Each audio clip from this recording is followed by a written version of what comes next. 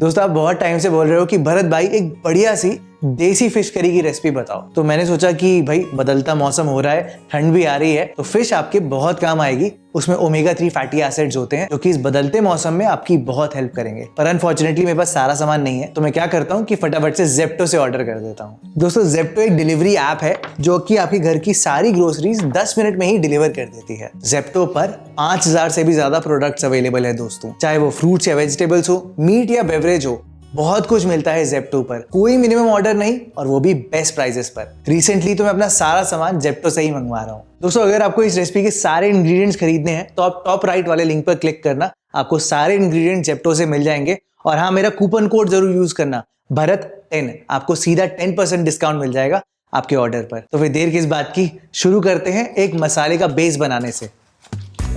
काटला fish curry बनाने के लिए मैंने यहाँ पर सबसे पहले एक बेस बनाया है जिसमें आपको भर कर मस्टर्ड सीड्स लेने हैं। हाँ, लेकिन ये मोटे वाले या बड़े वाले मस्टर्ड सीड्स लेने हैं। आप यहाँ पर छोटे वाले मस्टर्ड सीड्स का इस्तेमाल मत करना, क्योंकि वो थोड़े से बिटर होते हैं, कड़वे होते हैं, तो आपका रिजल्ट बिल्कुल अच्छा नहीं आएगा। उसके साथ साथ मैंने यहाँ पर जीरा लिया है, थोड़ी सी काली मिर्च, धनिया के दाने। स्पाइसीनेस के लिए आप यहाँ पर सूखी लाल मिर्च का इस्तेमाल करना, कलर भी अच्छा देगी और एक खुशबू भी देगी। उसके साथ साथ मैंने हरी मिर्च भी ली है, अगेन खुशबू बहुत अच्छी आएगी फ्रेशनेस की। थोड़ी सी अदरक और भर भर के आपको लहसुन चाहिए होगा, लगभग 2 गांठ लहसुन की मैंने यहाँ पर इस्तेमाल करी है। दोस्तों आपने इसका एकदम फाइन पेस्ट बनाना है। फाइन से मेरा मतलब है कि आप मिक्सी में पीसोगे, लेकिन आपको तब भी थोड़ा सा पानी डालना पड़ेगा और एकदम फाइन पेस्ट होना चाहिए, यानी कि मिक्सी आप देर तक चलाना।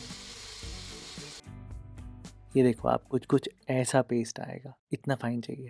अब बस आप इस बेस में भर के हल्दी डाल देना। हल्दी एंटीसेप्टिक भी है और यहाँ पर रंग भी इनहांस करेगी और फ्लेवर भी इनहांस करेगी। भर के डालना है यहाँ पर। तो ये तो हो गया हमारे मसाले का बेस। इसके साथ साथ मैंने यहाँ पर 2 देसी टमाटर लिए हैं और इनकी प्यूरी बना ली है। अगर आपके पास ऐसे बड़े देसी टमाटर नहीं है, मीडियम साइज के हैं, तो आप 3 लेना। अगर छोटे छोटे हैं तो आप 4 लेना। मैंने आपको एक एस्टिमेट बता दिया है।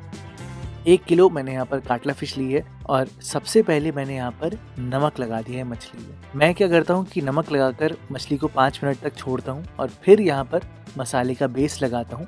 दोनों तरफ मैं लगाता हूँ अच्छे से, ताकि बढ़िया फ्लेवर आए। और ये मसाले का बेस लगाकर 5 मिनट तक आप मैरिनेशन में रेस्ट कर देना।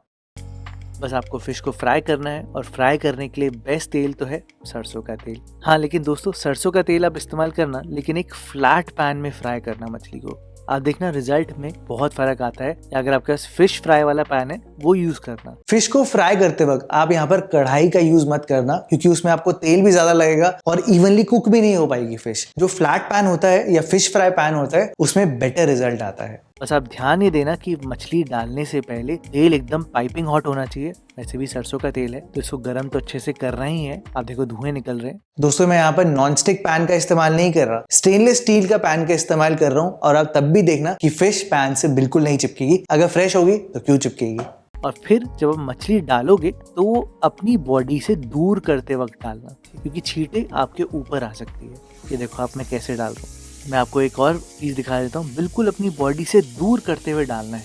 और अगर मछली में स्किन लगी है तो स्किन वाली साइड पहले डालनी है, अगेन बॉडी से दूर करते वक्त। आप गैस को हाई फ्लेम पर ही रखना और इसको हिलाना बिल्कुल भी नहीं है 2 से 3 मिनट। अगर आपकी मछली फ्रेश होगी तो आपको कोई दिक्कत नहीं आएगी। आप हल्का सा ऐसे स्क्रैप करना, आराम से ही आप फिश को पलट पाओगे। देखा दोस्तों कितने आराम से और कितनी इवनली फिश पकी है। आप दूसरी साइड भी 2 से 3 मिनट बिल्कुल आराम से पकने देना दोस्तों, हिलाना बिल्कुल भी मत। और फिर फिश आराम से निकल जाएगी। आप ये देखो कितना इवनली पकी है और कितना बढ़िया कलर आया है। ऐसे ही मैंने बाकी सारे पीसेस को ऐसे फ्राई कर लिया है। और मैंने आपको बोला था ना कि ये एक रेसिपी में 2 रेसिपी है। आप ऐसे फिश फ्राई में बस इसमें थोड़ा सा नींबू लगाकर, चाट मसाला डालकर बहुत बढ़िया सा स्नैक बना सकते हो। बहुत टेस्टी लगता है ऐसे। तो फिश करी बनाने के लिए अब क्या करना है कि वही तेल लेना। आप चाहो तो आप तेल को छान सकते हो। और अब मैंने कढ़ाई ली है। दोस्तों मैं चाहता तो फिश उसी पैन में बना देता, लेकिन उसके लिए वो पैन बहुत छोटा था, उसमें ग्रेवी बिल्कुल भी नहीं बन पाती। इसलिए मैंने यहाँ पर पैन को बदल दिया और कढ़ाई का इस्तेमाल किया है। आप चाहो तो आप उसी पैन में रेसिपी को कंप्लीट कर सकते हो। इसलिए मैंने कढ़ाई में उसी तेल का इस्तेमाल किया है, क्योंकि उसमें सारा फ्लेवर है। और सबसे पहले मैंने यहाँ पर पंचफोरन मसाला डाला है। अब पंचफोरन मसाले में क्या क्या होता है, वैसे तो सारी क्वांटिटी इक्वल होती है, लेकिन मैंने यहाँ पर 1 चम्मच जीरा, 1 चम्मच सौंफ, आधा चम्मच अजवाइन ली है, 1 चम्मच मेथी दाना लिया है और 1 चम्मच कलौंजी ली है। ये मैंने डाला है अपने पंचफोरन के कॉम्बिनेशन में, इसको पंचफोरना भी बोलते हैं। और इसके साथ साथ आप 1 चम्मच मस्टर्ड सीड्स डाल देना, छोटे वाले नहीं बड़े वाले हैं। और इनको थोड़ी देर आप तड़कने देना, 1 से 2 मिनट। जैसे ही अच्छे से तड़कने लगे आप फिर वो जो हमने मसाला बनाया था ना बेस, वो पूरा डाल देना।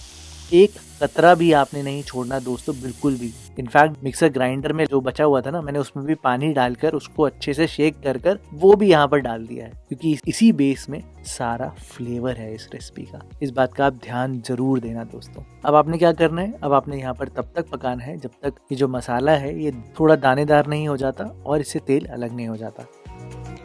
और आपके टाइम को बचाने के लिए आप क्या करना, गैस को मीडियम फ्लेम पर करना, ढक्कन लगाना और इसको आराम से पकने देना। मुश्किल से 3 से 4 मिनट लगेंगे। उतनी देर में ही ये मसाला अच्छे से पक जाएगा। अपना जितना पानी हमने एक्स्ट्रा भी जो डाला है वो भी लूज कर देगा। ये देखो आप, मैं आपको स्टर करके दिखाता हूँ, हल्का सा दानेदार भी हो गया है। बस इस टाइम पर आप कटी हुई हरी मिर्चें डालना, लगभग 2 से 3। मैंने यहाँ पर रंग के लिए भर के 1 चम्मच कश्मीरी लाल मिर्च पाउडर डाला है। इससे कलर बहुत अच्छा आता है फिश करी का। और इसको ज़्यादा नहीं भुनना, क्योंकि नहीं तो कश्मीरी लाल मिर्च इसको थोड़ा सा काला भी कर सकती है।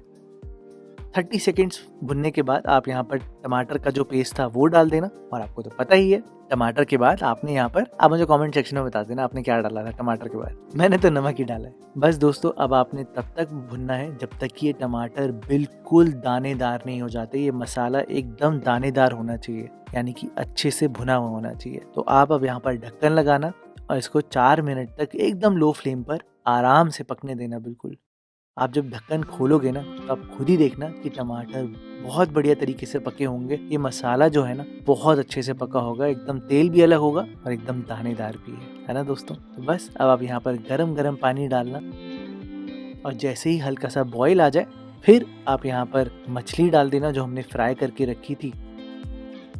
और अब आपने ढक्कन बिल्कुल भी नहीं लगाना। जी हाँ दोस्तों, ढक्कन नहीं लगाना, खुले में ही 5 मिनट तक आप मछली को पकाना। मैंने सिर्फ एक बार स्टर किया है ताकि ये जो ग्रेवी है अच्छे से कोट हो जाए फिश पे। ज्यादा स्टर नहीं करना और ढक्कन नहीं लगाना। अगर ज्यादा चलाओगे तो मछली जो है वो खुल जाएगी, टूट जाएगी। बेसिकली बहुत सॉफ्ट होती है ना फिश। बस 5 मिनट मैंने पकाया, फिर मैंने यहाँ पर गैस ऑफ कर दी और गैस ऑफ करने के बाद एग्जैक्ट 3 मिनट तक मैंने यहाँ पर ढक्कन लगा कर रखा है। इससे होगा ये कि आपकी ग्रेवी जो है वो थोड़ी सी सेट हो जाएगी और करी बहुत अच्छी आएगी और अंदर तक फ्लेवर भी जाएगा। बस 3 मिनट तक।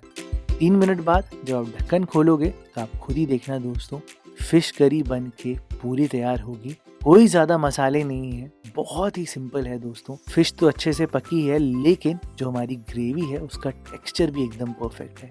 चावल के साथ तो मजे ही आ जाएंगे। तो दोस्तों आप बना कर देखना। आई होप आपको दोस्तों ये फिश करी की रेसिपी पसंद आई हो। सिंपल थी ना, इजी थी ना। आप अगर चाहते हो तो आप ज़ेप्टो की ऐप डाउनलोड कर सकते हो। मैंने नीचे डिस्क्रिप्शन बार में लिंक दिया है, आप वहां से आराम से डाउनलोड कर लेना और सारे इंग्रेडिएंट्स आपको मिल जाएंगे ज़ेप्टो से, वो भी सिर्फ 10 मिनट में।